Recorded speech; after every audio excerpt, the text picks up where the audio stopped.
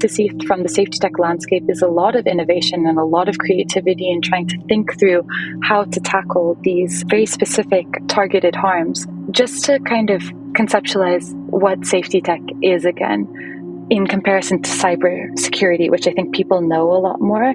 So cybersecurity focuses on systems. Safety tech focuses on humans. Think about it in that way. They kind of complement each other. They work in parallel, so to say. But really, there's a lot of bottom line benefits to safety tech adoption that go beyond just an individual human. There's a lot around brand integrity, reputational awareness, user retention, reduced churn, reducing customer acquisition costs, but really being able to creatively think through a solution to mitigate some of the harms before they even reach a human being. Maya Daver-Massion is the head of online safety at Public, a London-based digital transformation partner committed to helping the public sector turn innovative ideas into practical solutions. She's an online safety subject matter expert, having worked with the public and private sector to tackle harms, including online child sexual abuse and exploitation, gender-based violence, human rights violations, and more. Maya helps clients to build evidence on key policy and regulatory challenges, identify targeted interventions, and design products to help empower and safeguard individuals online. Maya is driven by her passion to keep vulnerable populations safe online and her commitment to making the internet a safer place for all. Maya is a fellow optimist who I was connected with through Ryan Shea, who's the managing director at Public and a fellow Bold community member. Today's topic is one that AI greatly impacts, and that's online harms. While it's a bit of a different direction than most shows that we do at the intersection of creativity and AI, creative solutions and emerging safety tech are crucial for building safer online spaces.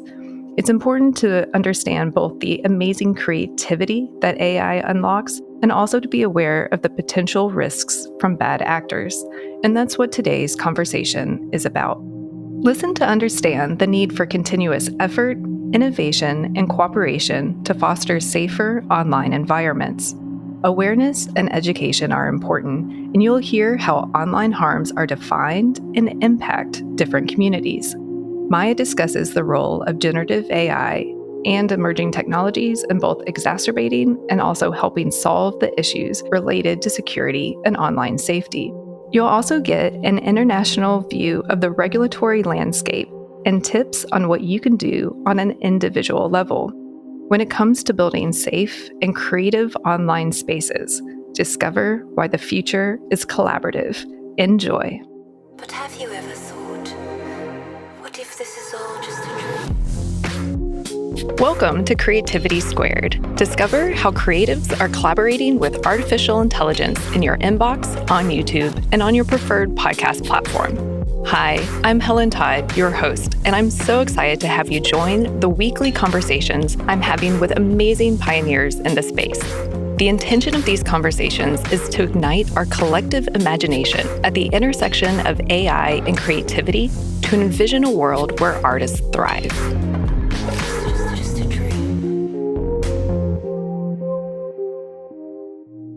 Maya, it is so good to have you on Creativity Squared. Welcome to the show. Thank you so much. I'm really excited to be here. Yeah, excited to have you.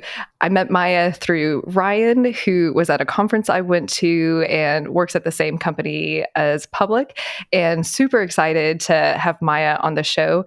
Maya, for those who are meeting you for the first time, can you introduce yourself and tell us a little bit about your origin story? Sure, very happy to. Again, thanks so much for having me on the show. Really excited about our conversation today. So for everyone who's listening in, my name is Maya Daver-Massion. I'm head of online safety at an organization called Public. Happy to tell you all a little bit more about Public and our work, but I'm really passionate about building safer online spaces, and I'm very privileged to do that in the work that I do on a day-to-day basis. My passion for this area comes from my origin story, really. I come from a mixed cultural background. My mother is Indian, my father is German, but I spent the majority of my life in Japan, and my grandparents on both sides also grew up in Japan, so really feels like home away from home. But due to the fact that I had so many different cultures around me, the only thing that really felt like the golden thread, the thing that tied it all together, was really policy and politics, which always captivated my interest. And then I ended up in Hong Kong in 2019 to 2020 when the protests were ongoing, and my job very quickly shifted to focusing on the online environments and spaces and combating issues such as hate speech, mis and disinformation, and trying to understand them from a brand reputational standpoint. Got me to make a shift in my career, and now I've been dedicating my efforts to this space ever since, and really focusing on empowering and protecting people online with Public. Thank you for sharing that. And you're based in the UK right now, so it's great to have you join the show virtually. And one reason why I'm really excited to have you on the show is we've had one attorney talk about kind of the different IP related issues to AI. And it was a little bit more focused on the EU and the US, but the work that you're doing on online harm is so important, and you bring such a wonderful international perspective, which I'm excited to dive into. And just a note for our viewers and listeners, this episode, is such an important topic to raise awareness about all of this. It's a little bit heavier than our normal content on the show, but it's all, for the most part, high level and not too deep. But for anyone who might have a need a trigger warning for some of the content, this is your trigger warning. Unfortunately, there are bad actors on the web and in society, and AI plays a big role in that. So with that little segue, why don't you tell us about Public and the work that Public does and why it's so important and your role within Public? Definitely. So Public is a digital transformation partner sitting out of London. As you mentioned, we support the public sector with turning innovative ideas into practical solutions. And really what that means in simple terms is that I sit at the intersection of the public sector and digital innovation. We have a range of different teams at Public. We do learning and workforce transformation. We do health, a lot of different things to support the public sector. But where I sit and where I focus my attention is the team called Security and Online Safety, with a focus on online safety specifically. And really what my focus is there is that I work with governments, regulators, civil society organizations, and private sector as well, to really advance the online safety space in what we call the policy to product loop. And what that means is that I spend a bulk of my time really gathering evidence and trying to assess kind of policy landscapes and trying to understand what is needed based on the critical online harms that are impacting people online, but also spending a lot of time focusing on the interventions from a product landscape. And I'm looking forward to speaking about that today too. But just to say with this space, it's a very nascent space. Would love to speak to you again in 5-10 years and see how different the conversation is. But one of the greatest privileges that I have in my role is being able to sit at the intersection between so many different stakeholders, partners, collaborators in this space.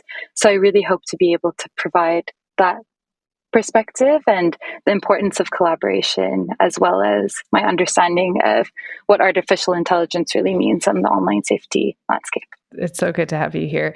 And, I think generally most people, when they hear, deep fakes, they immediately go to the negative side of, deep fakes inherently are negative and done without consent, but online harms, expands and includes a lot of different things. And while some people might be aware of deep fakes because that gets a lot of, coverage in the press, can you kind of define for us when we say online harms, what that means and what that encompasses as well?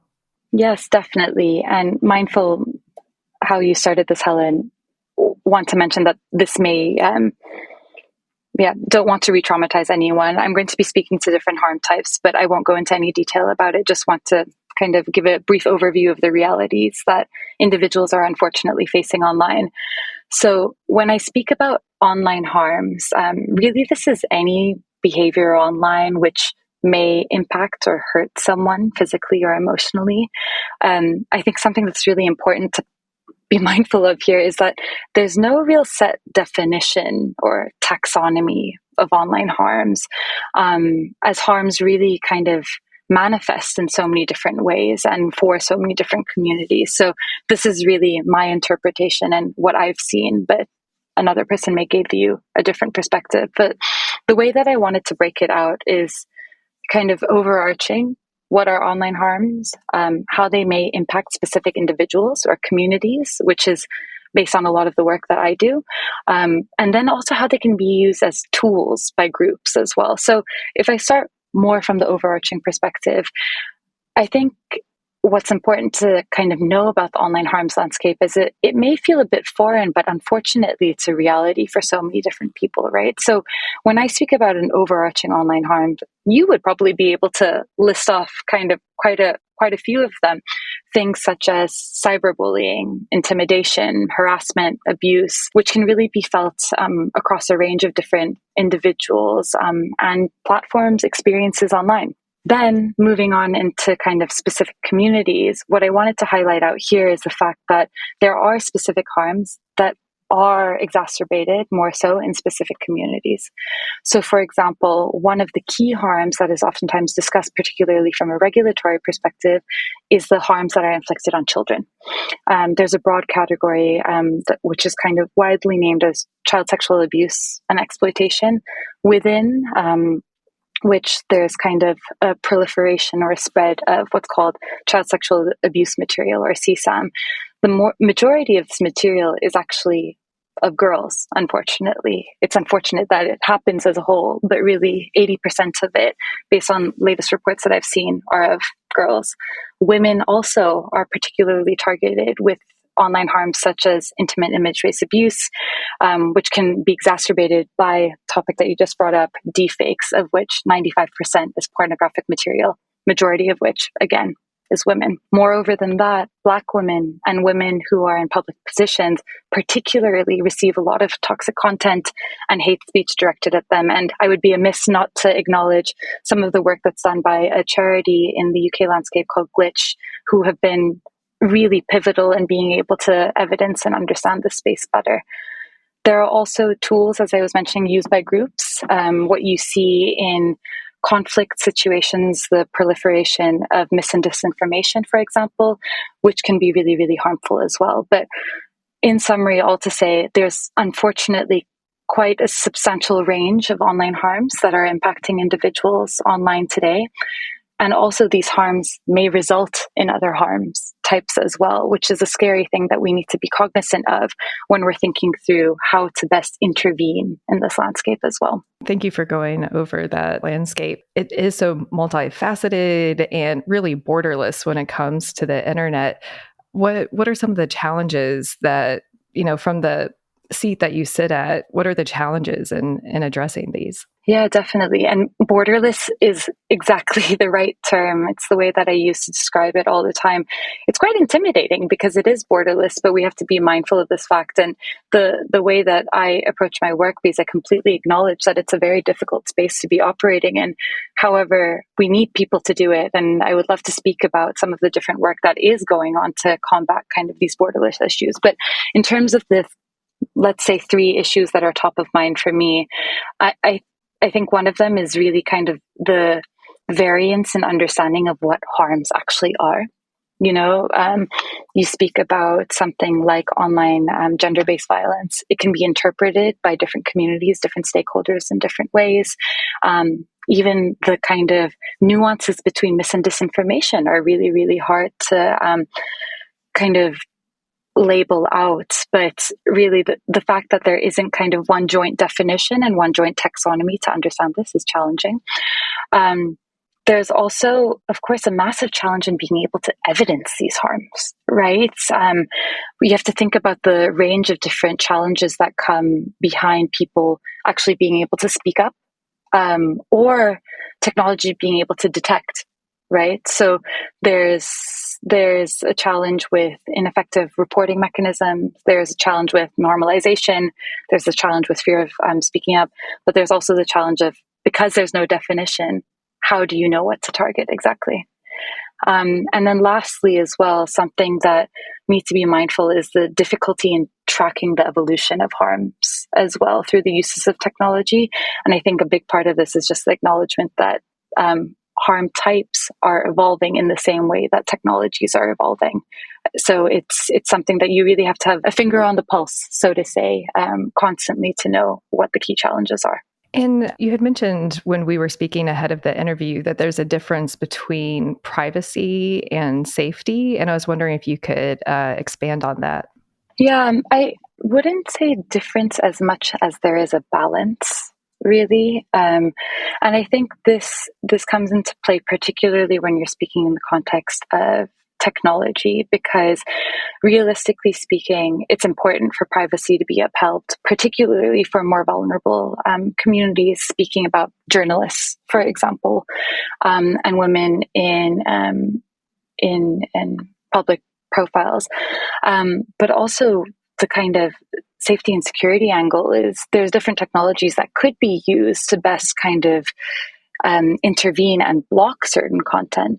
But how are you able to use those technologies while also enabling private spaces? And I think there are a lot of technologies, to be frank, that do work and operate in this space, but it is a question and kind of a constant balance that we're trying to think about and work through as we examine the space further. You mentioned generative AI as one of the issues exacerbating this issue. Can you kind of expand on that and how it's changed the game a bit when it comes to online harm and safety? Yes, definitely. So I think all of the online harms that I just mentioned were really reflective of kind of, I don't want to say the world before Gen AI, but they're reflective of research that has been conducted over the past few years, ourselves included at Public. We're all quite curious to see how Gen AI is going to change the landscape, to be honest. And I would love to speak about it both in the lens of how Gen AI may further harm or further exacerbate online harms, but also how it can support in terms of interventions and prevention. But starting off, I guess, thinking about how Gen AI has changed the landscape, realistically speaking, we're in an environment where online harms can be scaled at a much more rapid pace than ever before. That's due to three key features, I would say. And we have a blog post on this on our website, which I would be happy to share over too. But the three key features are a low technical barrier to entry, right? People are able to use Gen AI. It's so easy to access. There's also, with that, rapid development of new content. A person is able to input something to a Gen AI chatbot, for example, and quickly develop specific materials that they're looking for. And with that content too, the third part is that it's high quality, right? And it's hard to really be able to determine what material is created by Gen AI or created by a human being, both which may be harmful, but need to recognize regardless. These three key challenges are on top of existing challenges with artificial intelligence, the challenges with bias, which can lead to discrimination, but also new challenges that come with AI models. For example, the ability for Gen AI to hallucinate, which is effectively to create its own material and then believe its own material. So really all of these together come to the kind of challenges at scale, right? But at the same time, this low technical barrier and this rapid development of content can really be used to power for good and be able to build evidence, build education, support with product development. So as much as I'm keeping a finger on the pulse in terms of what's potentially challenging or not working well, definitely focusing a lot of my attention in terms of how this could be used for good over time. That's good to hear, and I'm forever the optimist when it comes to all these things. So, we have to be. Yeah. And you mentioned a link. I'll be sure any of the links mentioned in the show we'll put in the dedicated episode blog post and a link to that in the episode description.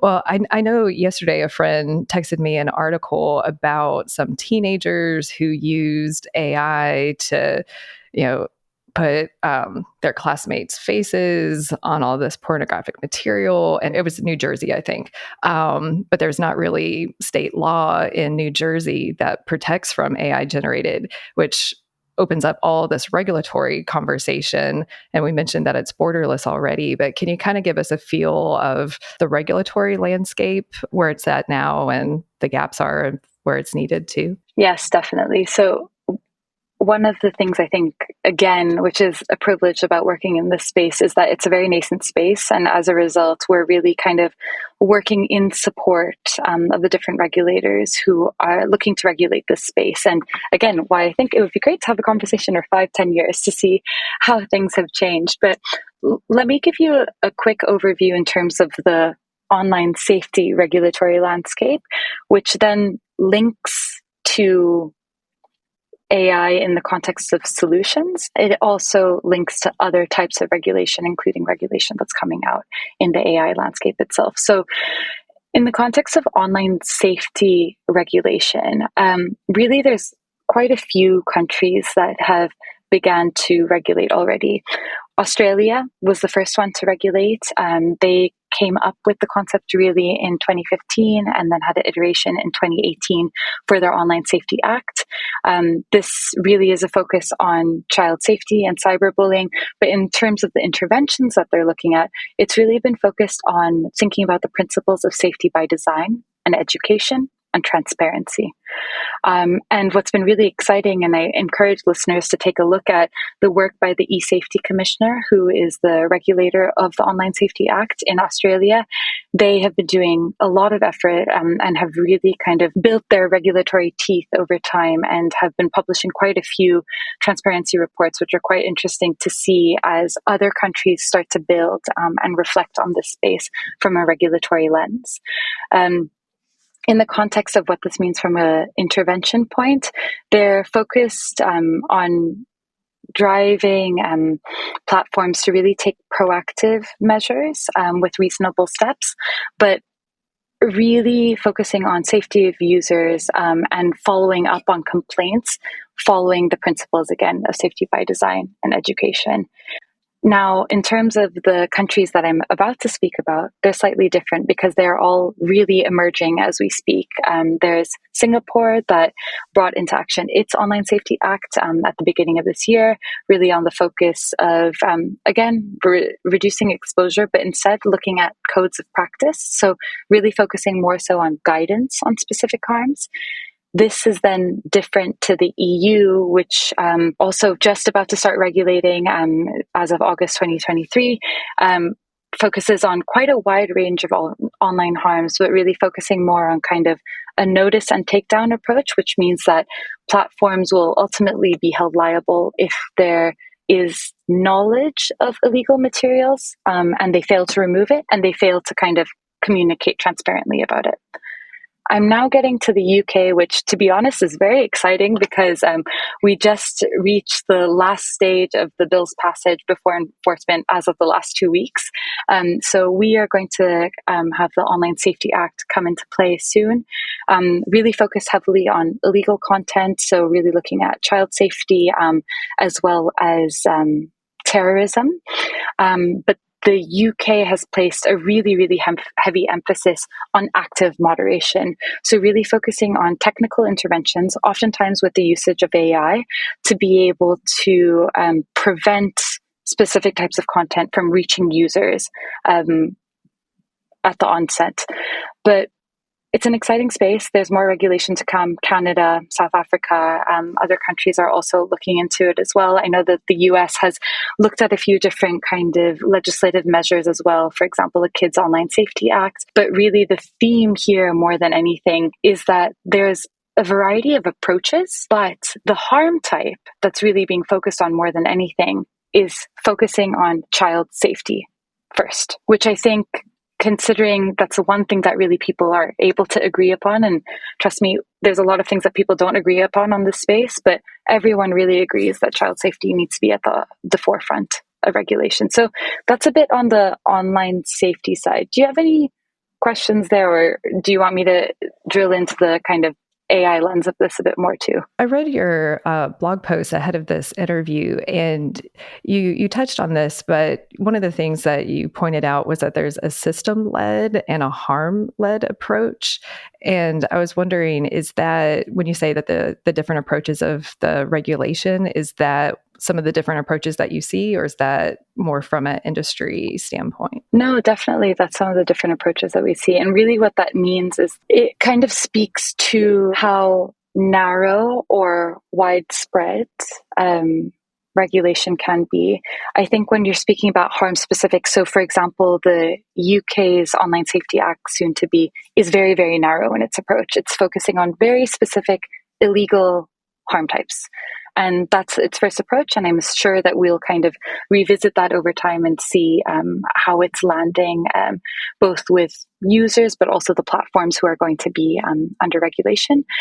Versus a systems-led approach, which is a little bit more widespread. I would probably say that the EU is quite a bit more widespread because it's not only looking at the harm types, that being child safety, for example, but it's also looking at intellectual property, it's looking at crisis management. It's a little bit more widespread and a little bit more open in terms of the specific types of organizations that it's going to be regulating. And one thing I did want to mention, because you pointed out that AI can help detect online content, on the back end before it gets published and whatnot. And there is, there's a lot of articles that have come up about this too. Another component to this online landscape, when you talk about moderation, are the human components that are looking at this harmful content as well and evaluating, right, which AI helps alleviate some of that. But, the people who have to monitor, they can be traumatized by this content. So it's a very multifaceted field. And I don't want to forget about that, the human side of keeping the internet safe as well, because that's something that is always top of mind when I hear these. But you mentioned segueing into what AI means in this space, so I'd love to have you expand on that some more. Definitely, and just to say, completely agree with you on that. It's something that comes up in conversation quite a bit, and I have to admit, I don't personally work with human moderators, but there's a big emphasis in this landscape, which I do a lot of research on, in trying to understand how content moderation can be used to prevent users from seeing specific content, but also to prevent human moderators from seeing specific content, and ensuring that some of the most harmful things that you're seeing on the internet, you reduce the risk of harm really to the human moderators, and you protect their mental health and well-being, because it's so critical, and there are countless people who are really working day in and day out to try and safeguard this incredibly complex space. So just to say in agreement on that, and then to your question about the AI landscape. So it's what I find really interesting about online safety is that it kind of captures a lot of different regulatory environments all at once. There's regulations around child protection, privacy, security, etc. And what's starting to come up, of course, is AI regulation as well. And the reason why I have a smile on my face is because it was a really big week for AI this week. For people who are listening, we're in the last week of October 2023 right now, but just some things that have happened as of recent is the US President Biden has put out an executive order on AI, kind of affirming the interest in regulating the AI landscape and placing new safety requirements on the landscape, focusing on safety tests, and really looking at transparency here. I think for the US audience too, if you're looking to learn more about this space, one of the newspapers and people that I follow quite actively, who I feel gives really great overviews, is someone named Casey Newton, and he does a newsletter called Platformer, which is really, really helpful. But also what happened this week is that there was an AI summit in the UK. So Prime Minister Sunak has brought together 28 countries looking at a range of different kind of issue areas within the AI landscape, not focusing on the regulatory landscape as much, but really thinking about the different risks and the different types of collaborative efforts that could be put into place to build out a system of best practice. over time. And one of the outcomes of that was a non-binding agreement to enable government to test their models for safety risks with a range of some of the largest platforms on our planet. But some of the exciting things that are happening right now, and then just it would be amiss to say to not speak about the EU regulation and the EU AI Act, which is kind of one of the furthest regulations in the space, really trying to, again, take a risk-based approach and will likely be enforced in the next year. But in terms of how these all overlap with one another, ultimately, online harms can be exacerbated through AI, and it can also be prevented through AI. So what's really critical about the use of AI regulation and how it stands with online safety is thinking about those potential benefits and harms, but really ensuring that in that thought process that there aren't kind of barriers to innovation while also protecting individuals against risks over time. It has been a very exciting week in the AI world, and also it's, there's a lot happening in the world too that this conversation has a lot of implications for that I want to acknowledge. But one thing, because there is a platform side to all of this, and a lot of like the big platforms like Meta have all these online trust and safety teams that have really worked on these subjects, but then of recent, the last couple of years, they've been reducing their online trust and safety teams, most notably Twitter, now known as X, and really the people at these platforms, their teams have been reduced. So what is your pulse on kind of the platform side of the equation with this exciting regulatory side? My personal belief is they kind of go hand in hand, and I'm not speaking to the unfortunate kind of layoffs that are going in on the platform side. But what I think is that as regulation continues to develop in this space, platforms are the first people to be required to take action based on those regulations. As a result, you need the right people in place to be able to effectively understand and adapt and articulate those regulations to your product teams and ensure that policy is reflective of those regulations as well. So while I think it definitely has been a difficult year for trust and safety, I'm optimistic as you are too. I'm an optimistic person, but I'm really optimistic that the movement of regulation and the impending regulation will continue to kind of draw focus on trust and safety teams over time, and continue to try and work hand in hand really to ensure that there is adequate safeguarding as incentivized by regulation, but as supported by platforms and driven by platforms as well. And I think that's one of the interesting and exciting things about this space too, is that there are so many different actors involved. It's not only about platforms and regulators, it's also about the, safety tech, so the developers of these the technical interventions. It's about educators, it's about civil society who are able to provide support as well. So it's quite extensive and it requires a lot of collaboration. And I do think if you have all of those different stakeholders with regulators and platforms at the kind of lead of it all, we'll hopefully continue to move to safer online spaces. Since you mentioned Casey Newton, I'm a huge fan of Casey Newton, his newsletter, and he also has a great podcast with Kevin Roos called Hard Fork. And also my own podcast, it's the one that I always listen to every week in my podcast diet, I guess you could say. And when we talk about the borderless tech and different countries and EU approaching this, oftentimes the web then has second class citizens, some based on the country have more protections than other.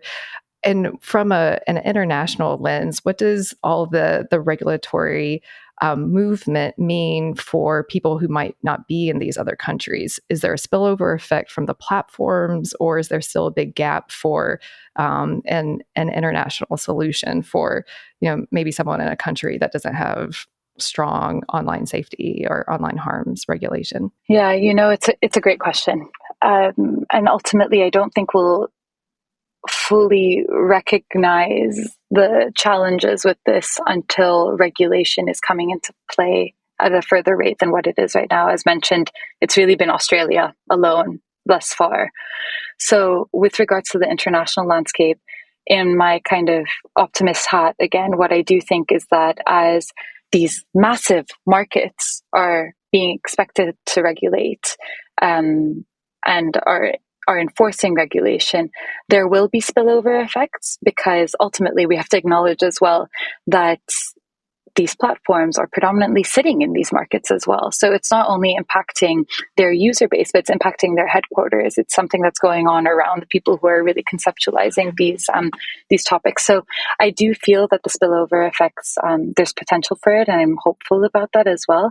Another thing that I'm hopeful about in this space is that there is convening between different regulatory bodies as well to create more of a kind of unified global understanding.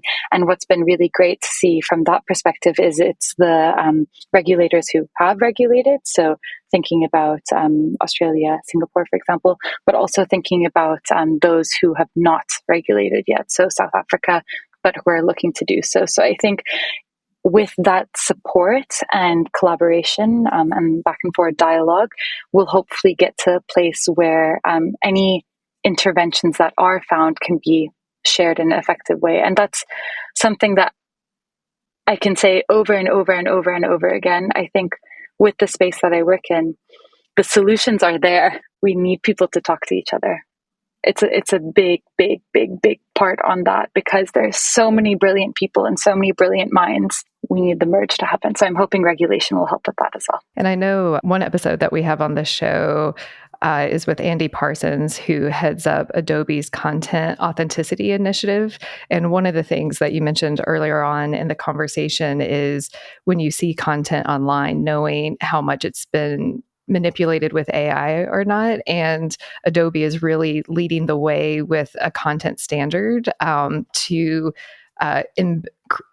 encrypted in the content a digital signature to help with that. And it's a standard that they're hoping to have widely adopted as like one tool in the toolbox to understand what's been touched by AI or not.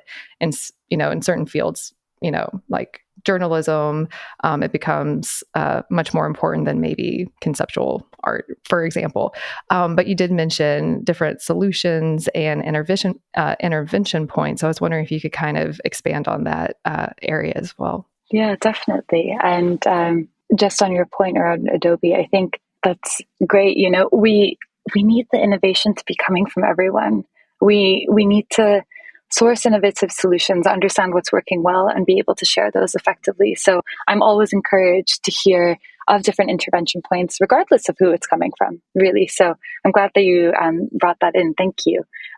With regards to some of the other interventions, the ones that we're seeing quite a bit. So I focus a lot of my time and energy on the safety tech landscape.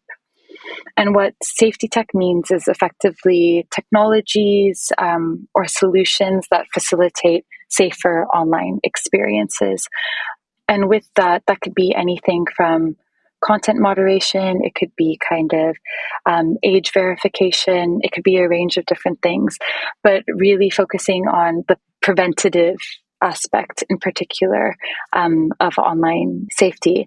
There's also a huge emphasis on education, and would be happy to share some resources later on in the podcast too, of different CSOs as well as educators themselves who are focusing on this landscape and providing a lot of really helpful resources on the different types of online harms that individuals may be facing and how to best think about them, really. There's also another angle to this, which is civil society organizations who are so resilient, being at the forefront of really supporting communities or supporting individuals who have been affected by online harms, building out toolkits and trying to understand how to support as being an active bystander online, what that looks like, what different harm types mean, what resources are available. So there is quite a lot of different kind of conversations and interventions that are being built out alongside what's happening from regulators and platforms as well. And I think really, as I was mentioning beforehand, it would be incredible to continue to see collaboration in this space. And it's an immense privilege for the work that I do to be able to sit at the intersection of all of these different intervention points and really be able to see what's working and how people can potentially continue to work together. And one thing I know that we talked about ahead of this interview too is outside of even the online landscape is offline sex trafficking and harm to women is all too common and heartbreaking in all forms. And one thing in any of these instances is just believing women and supporting women who are often targeted, because that is an issue. So baseline for anyone who's listening, if a woman comes out or anyone shares about a harm that's caused, like believe them and then seek resources to help. I think that's one very, very important thing that I know has come up in a lot of different conversations. And I don't know, have you seen the movie? It's a documentary called Another Body. No, I haven't. I'll link to it in the description. I actually haven't seen it, but I saw a presentation on it at South by Southwest this past March. And it's a documentary that follows a gal who was deep faked and then follows her story. And they actually use the same technology to mask her identity within the film, showing how video and photorealistic the technology is. So that's one way of using deep fakes in a positive way to highlight the harms. But for anyone who's like interested in learning more about it, it's a great documentary that really highlights the nuance and the issues and the trauma that even though it's like an online harm, one of the takeaways from the presentation is like it can still be so traumatizing, even if it's not a physical harm, which is something that really stood out to me. There's also a documentary from the BBC on this. So I'll make sure to find that and link that as well. I'll be sure to link that in the description. And you mentioned safety tech. And actually, in one of our conversations, you also mentioned creativity related to safety tech. So I'd love for you to kind of dive deeper into that with our audience and listeners, the safety tech component side of things. Yeah, definitely. So as mentioned, safety tech is really focusing on technologies or solutions to facilitate safer online spaces. But I think there is a really exciting creative element to this, you know? I mean, it's obviously a really difficult space, but there are so many safety tech providers who are building out these incredibly fascinating solutions to be able to try and intervene and prevent specific harms from occurring. So that could be from a harm specific lens, that could be from a data type specific lens, or it could be layered in a lot of different ways. But for my work, which sometimes I guess from an outsider or insider view can feel less creative because we're focusing on very specific things, what we're able to see from the safety tech landscape is a lot of innovation and a lot of creativity in trying to think through how to tackle these very specific targeted harms. Just to kind of conceptualize what safety tech is again, in comparison to cybersecurity, which I think people know a lot more.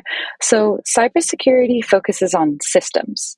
Safety tech focuses on humans. Think about it in that way. They kind of complement each other. They work in parallel, so to say. But really, there's a lot of bottom line benefits to safety tech adoption that go beyond just an individual human. You know, there's a lot around brand integrity, reputational awareness, user retention, reduced churn, reducing customer acquisition costs, but really being able to creatively think through a solution to mitigate some of the harms before they even reach a human being.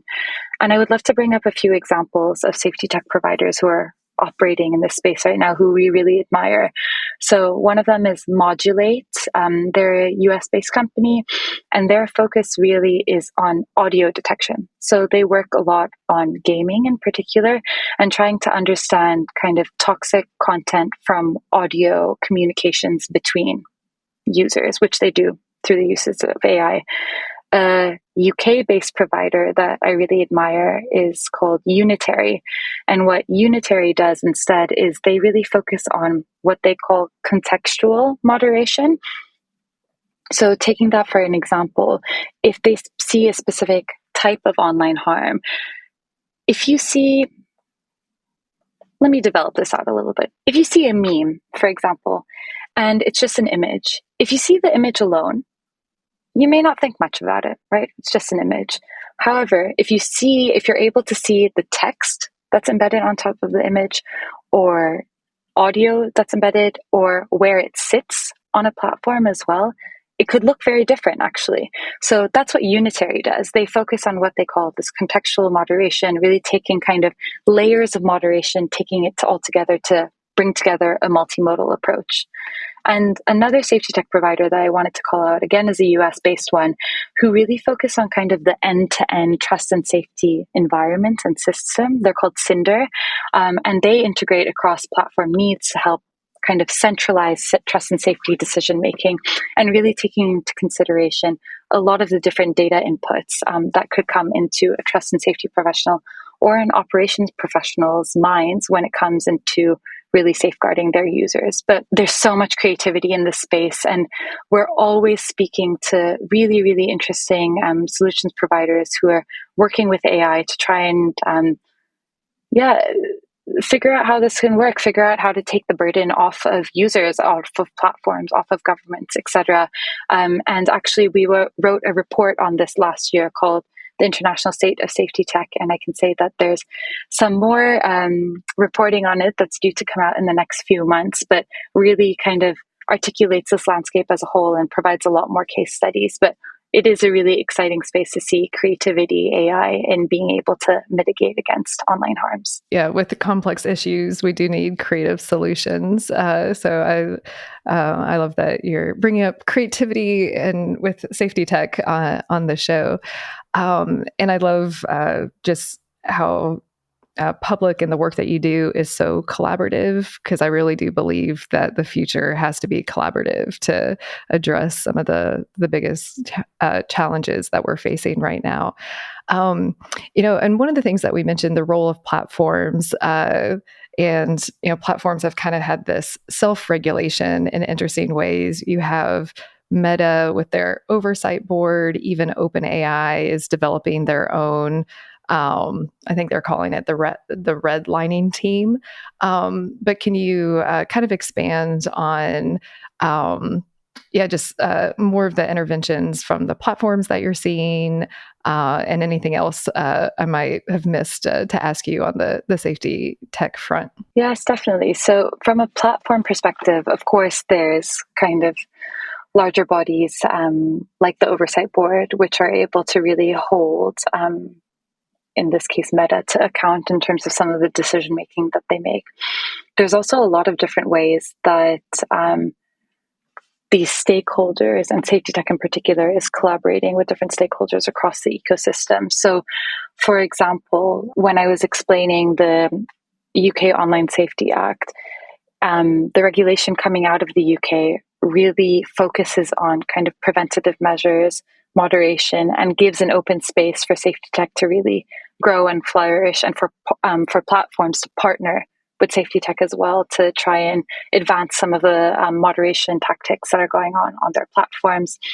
There's also different ways that safety tech, for example, can support with education or civil society organizations' interventions by being able to layer on their solution with specific resources or tools that could be available for users in the event that a specific type of content is detected, or if specific content is about to be shared and you want to prevent or provide a nudge to someone to say, hey, maybe that's not what you want to be sharing. And also to kind of close the loop on that too, I really believe in the work that different educators as well as civil society organizations are doing across the landscape to support platforms and regulators as well. An example that I always love to bring up here and would be happy to link to is a partnership between Bumble and a UK-based organization called Chen to develop out a product called Bloom. And what Bloom does is it provides trauma-informed resources to victims of online abuse.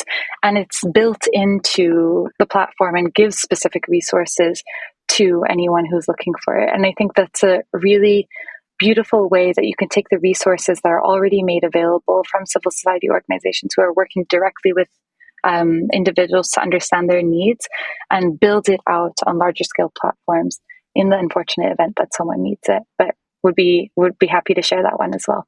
Please do.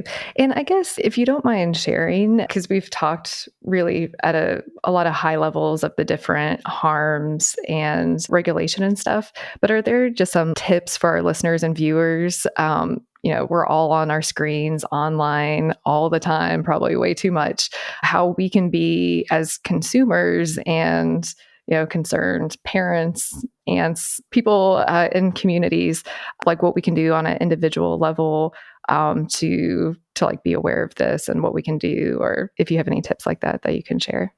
Definitely. Look, there are so many resources that are available in the space, and I think in my role, I need to be sharing these resources more often. So again, lots of things I want to be linking here.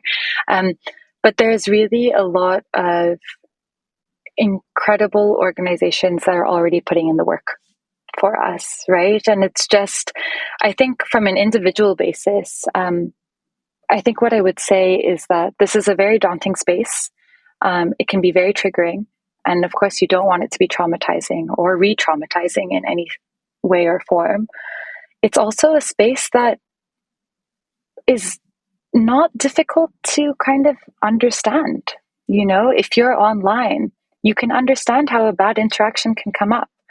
And oftentimes, unfortunately, the reality is that people have either experienced or witnessed specific types of harms to themselves or the communities around them. What I'll say with that is that you have a lot more power just in your knowledge of being an online citizen than you may know. And what it is about reinforcing that power through some of the resources that are already made available. So some of those I would love to flag already is one from NECMEC, which is the National Center for Missing and Exploited Children. They provide resources for parents, for educators, and others based on age. So that's really, really helpful, actually, if you're looking for specific interventions or trying to understand what could be most useful for a middle school student versus a high school student. They have that there. Similarly, the Internet Watch Foundation also focuses on child safety. They provide guidance to parents online. There's also organizations that literally exclusively are focused on this area. There's an organization called Parent Zone in the UK. It's a civil society organization that provides guidance for parents. And they also have built out a tool with Google, actually, which is specifically for children between the ages of 7 to 11, I think, called Be Internet Legends, where they're able to learn about how to be safe online through gamification. So making it exciting and interesting for them. There's also charities such as Glitch and Chen, who I mentioned beforehand, both of them, who provide a lot of resources in terms of how to document online abuse, being an active bystander, thinking about toolkits, and just making sure that you're an informed online citizen. And this really goes back to my initial point that you have a lot of power being online. Allow yourself to kind of use these resources to give you more power, and be a kind of responsible but also safe citizen online, whether you're sitting in the UK or in the US, or if you're interacting as we're doing right now. I'll be sure to include all of these links, which we have a lot from today's episode in the dedicated episode. So many links. We're giving everyone a lot of homework, but all good and important homework. Well, and because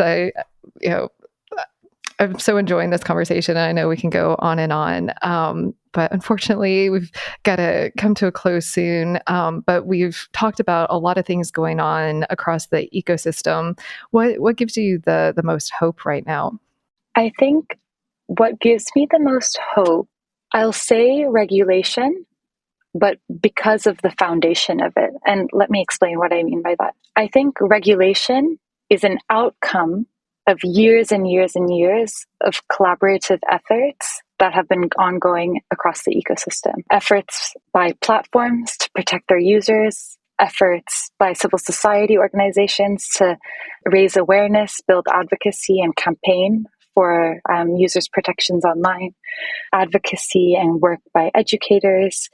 All of this has come together to build up kind of a system that is now being enforced through regulation. So I say that regulation is exciting because I feel that it's truly an outcome of a lot of the collaborative efforts and the interventions and the work that has already been put into play over years. So I'm excited to see where it takes us now, and how we adapt over time, because we're going to have to continue adapting. And I guess one question on the regulatory front, because it is such a nice tool to enshrine our values into law.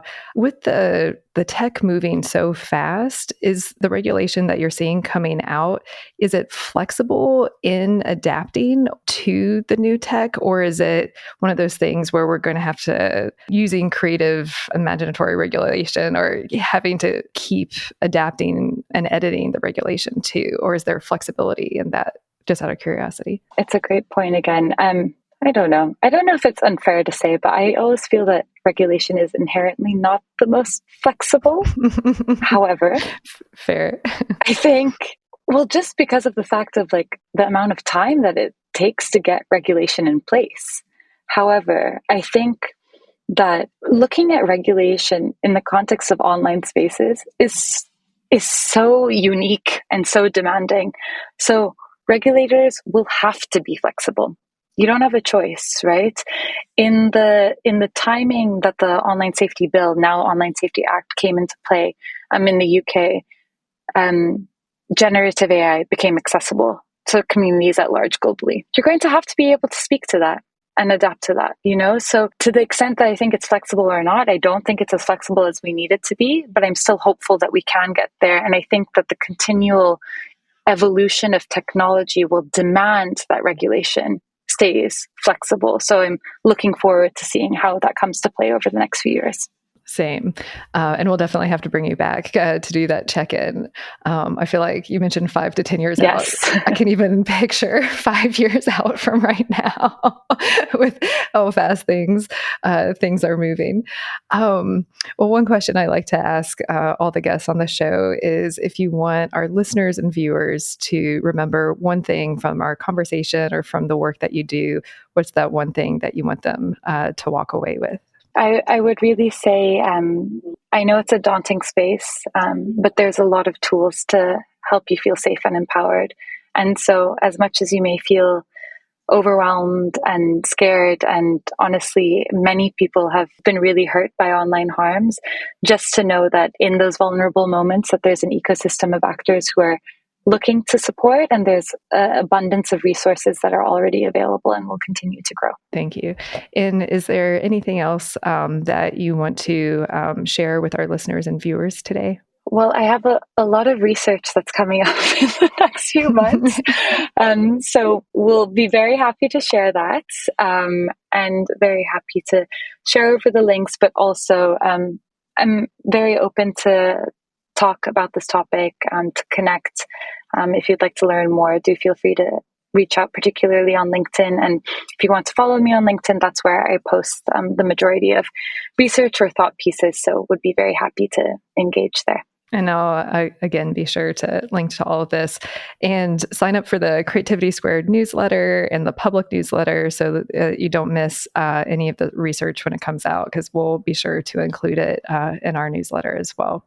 Well, Maya, thank you so much for, one, just the amazing work that you do, because it's, I know it's not the easiest work, and for your time and just sharing all of your insights and perspective with us. So it's been so good to have you on the show. So thank you. Thanks so much for having me and for making the space. I really appreciate it. And I hope that people can see the creativity and the chaos of the online safety landscape. Thank you for spending some time with us today. We're just getting started and would love your support. Subscribe to Creativity Squared on your preferred podcast platform and leave a review. It really helps. And I'd love to hear your feedback. What topics are you thinking about and want to dive into more? I invite you to visit creativitysquared.com to let me know. And while you're there, be sure to sign up for our free weekly newsletter so you can easily stay on top of all the latest news at the intersection of AI and creativity. Because it's so important to support artists, 10% of all revenue Creativity Squared generates will go to ArtsWave, a nationally recognized nonprofit that supports over 100 arts organizations. Become a premium newsletter subscriber or leave a tip on the website to support this project and ArtsWave. And premium newsletter subscribers will receive NFTs of episode cover art and more extras to say thank you for helping bring my dream to life. And a big, big thank you to everyone who's offered their time, energy, and encouragement and support so far. I really appreciate it from the bottom of my heart. This show is produced and made possible by the team at Play Audio Agency. Until next week, keep creating.